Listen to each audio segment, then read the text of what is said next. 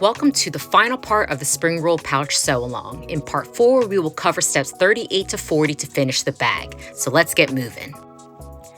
After completing part 3 of the sew along, you are left with the pouch still inside out.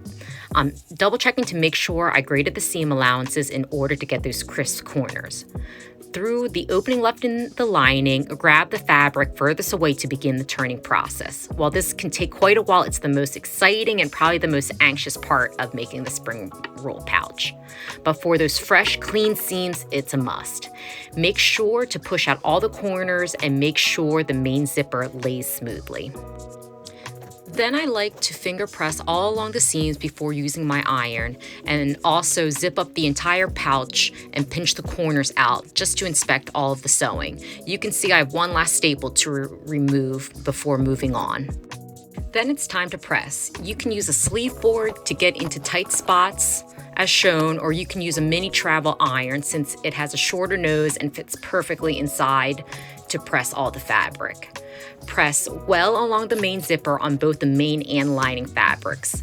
Additionally, I like to clip the gussets to the divider pocket at this time to help keep the gussets out of the way for top stitching. I can also better press the base seams and wings with the gusset out of the way as well. With the right side of the main fabric facing up, top stitch about 1/8 inch away from the main zipper. You may need to increase your stitch length at this time to go through all of the layers. Additionally, I remove the table from my domestic sewing machine to allow the pouch to better sit around the free arm. This allows me to start and stop the top stitching from both base seams. Even though you can't tell with the sped up video, I'm actually going very slow to make sure my top stitching is even and consistent all the way along the zipper. Make sure to backstitch well at the beginning at the end of each seam. Now here is some bonus content to get the nice snap accent to show outside of the pouch. But if I'm being honest, it came to me because I forgot to install the snap all the way back in step 14 when I was working on samples of this bag for launch. The trick with this installation is to make sure it is centered on the exterior of the bag and also centered with the handle. Make sure all the linings are flat and taut with clips. Then take an awl out to mark the snap holes. You will go through the lining all the way out to the main fabric. You can remove the clips and zip up the entire pouch to make sure that it is centered with the handle. Additionally, you can take a ruler to help with alignment, and you can see that I had to shift the snap placement just a smidge over to be centered in front of that handle. Then once you're set, grab the fabric hole pliers to make the final cuts. On the front of the pouch, I'm installing the female side of the snap with my hardware press.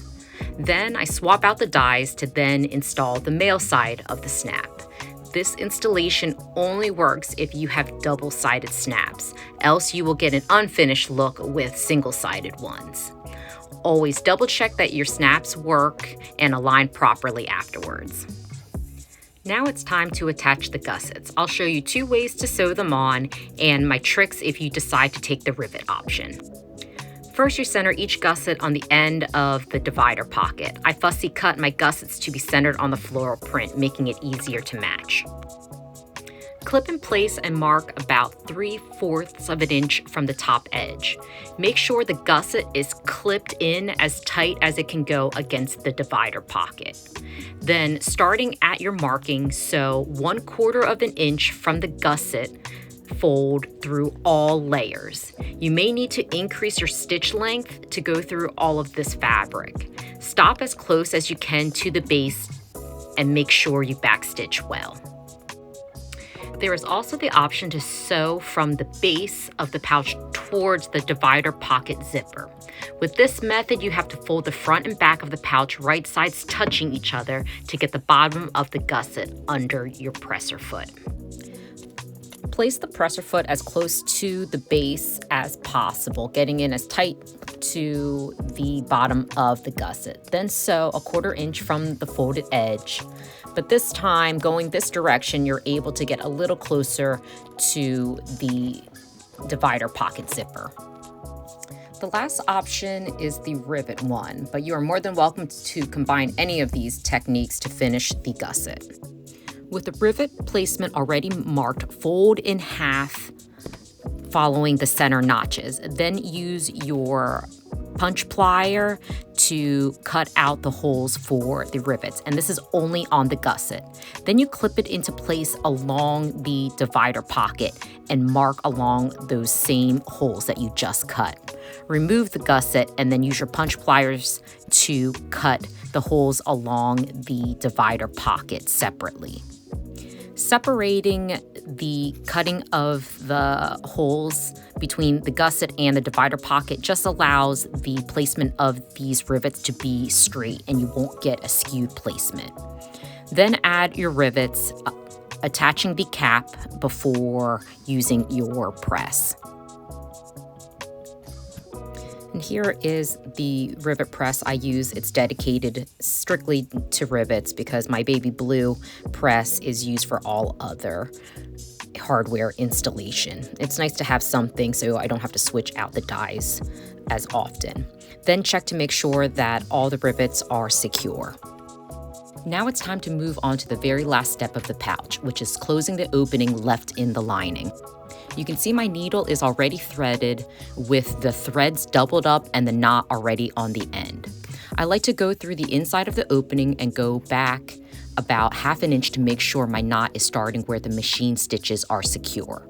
I'm using a basic ladder stitch to go across the opening, which results in an invisible finish.